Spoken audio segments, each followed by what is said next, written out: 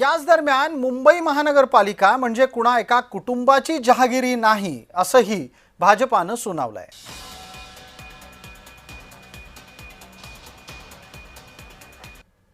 जे महाराष्ट्र प्रेमी आहेत त्याच्यात काही भाजपातले सुद्धा अस्सल मराठी आहेत, ते सुद्धा येऊ शकतात। ही महाराष्ट्र रक्षणासाठी महाराष्ट्र प्रेमींची युती आहे।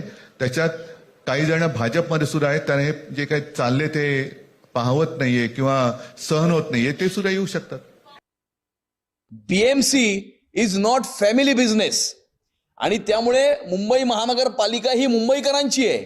मुंबई महानगरपालिका ही मुंबईमध्ये राहणाऱ्या मराठी माणसाची आहे आणि या मुंबई महानगरपालिकेच्या माध्यमातून या मुंबईकरांना लुटण्याचं काम यांनी 25 वर्ष केलं।